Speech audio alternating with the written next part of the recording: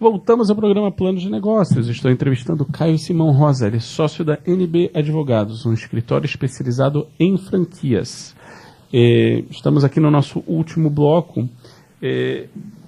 Caio, a gente viu uma série de situações aí no Brasil, em São Paulo, pelo menos nas capitais, que apareciam assim um montão de franquias, geralmente com um produto. Então apareceu churros, sorvete, iogurte, e elas também desapareceram mais ou menos dessa velocidade. O que você fala para essas pessoas? O que é isso? É modismo? Isso é natural? Assim que funciona? Qual a sua visão sobre esse tipo de franquias? Olha, nesses casos específicos que você falou, eu acho que entra nessa questão do modismo mesmo, porque é muito complicado você franquear um só produto e confiar que esse um só produto que está na moda naquele momento faça uma rede de franquias toda girar e se manter no mercado. Daí a questão delas não ficarem por muito tempo por aí. Você já teve um cliente com essa característica? Nós já tivemos um cliente que tinha a intenção de também ter uma paleta mexicana, mas ele trabalhava com toda uma gama de produtos de sorvetes, então não. Ele não se fixou nessa questão de atendimento de um só produto. Você diria abertamente para um cliente que ele está andando num lugar bem delicado? A gente tem que avisar, sim. Normalmente nós avisamos. Entendi. Agora tem um termo que eu já escutei algumas vezes chamado de microfranquias. O que significa uma microfranquia? São aquelas franquias que, para você ser um franqueado, você investe um valor menor. Então a ideia é do valor. É do valor. Tá.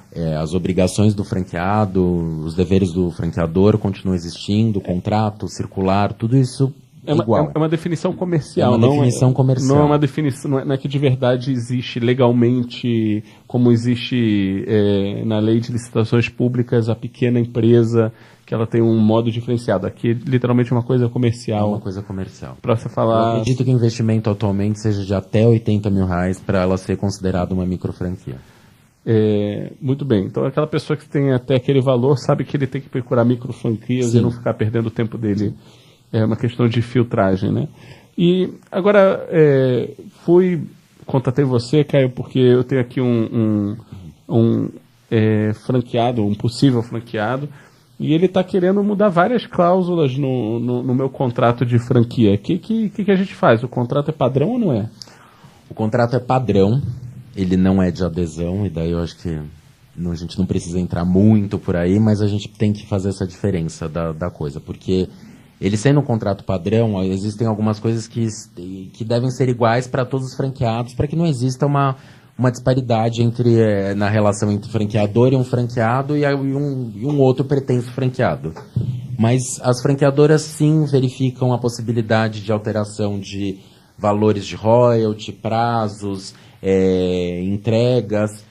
Algumas cláusulas é muito difícil serem modificadas. Agora, algumas outras são sim modificadas através de uma negociação para você se tornar um franqueado. Então, você principalmente falou de termos e condições do negócio. Sim. Mas você não falou de nenhuma cláusula. E agora, isso não bota o franqueador numa posição que ele pode botar algumas cláusulas leoninas e fazer uma situação que não é justa, que não é simétrica? Eu não acredito muito nessa questão por conta da circular de oferta de franquia, que já prevê essa série de deveres e obrigações que o franqueado deve seguir. Ele entra dentro de uma rede já experimentado dentro daquelas informações prestadas pelo franqueado. Existe todo um tempo previsto para ele vir a se tornar um franqueado.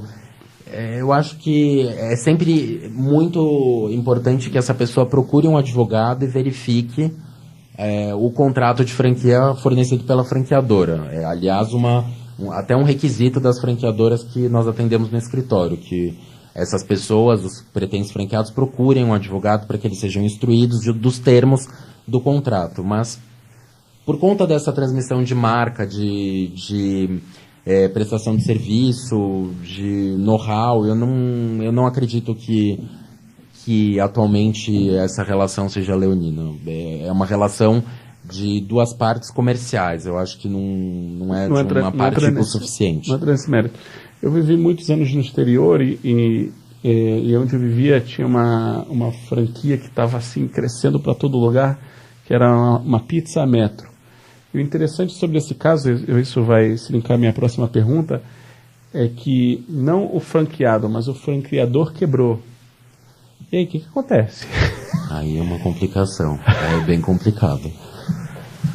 Os franqueados podem se juntar e talvez depositar uma nova marca e seguir com aquele padrão para não perder o negócio, porque a marca em si que o franqueador franqueou vai ficar bem prejudicada a partir daquele momento. Já chegou para você esse tipo de caso? Não? Aqui não. Eu nunca peguei um caso assim. Saindo um pouquinho da questão jurídica, indo para a questão de negócios. Já é um mercado saturado? As pessoas que já entendem de franquia já dominaram o mercado e a pessoa que quer ingressar fala, poxa, não perda seu tempo, você já está numa selva, você vai ser comido, ou você ainda vê oportunidade de criar franquias novas? Uma oportunidade enorme no mercado, tanto em relação a esses novos modelos, como a gente falou aqui da microfranquia, mas também da franquia tradicional. Existe um perfil do franqueado. Uma pessoa que vai se tornar um franqueado ou que pretende ser um franqueado, ele é uma pessoa que ele está acreditando na viabilidade daquele negócio com a utilização da marca já consolidada. É diferente daquela pessoa que está empreendendo um novo negócio, ou está criando uma nova empresa. Então, eu acho que existe sim e sempre vai existir o perfil daquele que pode ser um franqueado e também redes interessantes para você vir a depositar a sua vontade. Uma pergunta. Você pega algumas redes, por exemplo, que...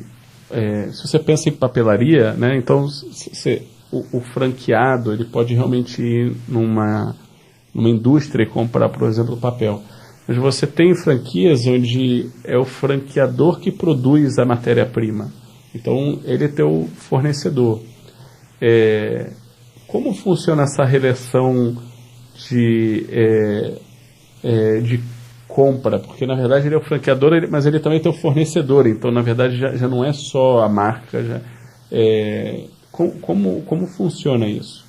Ele deve ter um estoque apropriado para ele, se nós estamos falando de produto, ele deve ter um estoque apropriado para a venda daquele produto, e isso não necessariamente vai estar condicionado a uma quantidade de vendas ou uma performance do franqueado em relação àquele produto que ele comprou, mas ele vai ter a obrigação de comercializar aquele produto, que vai ser o diferencial dele enquanto um dos franqueados da rede. Mas o franqueado ele pode se tornar inadimplente? Pode. Acontece bastante do franqueado se tornar inadimplente. Tanto em relação a royalties, como também as taxas de publicidade previstas em contrato, ou também em relação até a produto. E aí ligam para a NB Advogado e falam, me ajuda? O que acontece? Bastante. E quando vocês entram nessa jogada, o que acontece? As empresas geralmente, ela, assim, em termos de processo, ou ela vai ter que abrir mão da marca e de todo o processo, ou ela paga? É mais ou menos isso? Olha, o mais interessante a fazer nesse tipo de caso é você tentar sempre um consenso junto a esse franqueado, mesmo que ele esteja te trazendo um monte de problemas e débitos. É importante pensar na manutenção, às vezes, se é importante para a franqueadora a manutenção daquela unidade naquele local, transmitir para um terceiro interessado, que tem que ser aprovado pela franqueadora. Algumas franqueadoras também, eu trabalho com alguns clientes que até mesmo propiciam o parcelamento de dívidas do franqueado. É um problema que pode criar vários outros problemas, porque, peraí, você está dando condições, eu sou um bom franqueado e você está dando condições para eles que são melhores do que a que eu recebo. Não. Você está parcelando para ele, ele está pagando atrasado, então deixa eu fazer isso também, né? Não, não.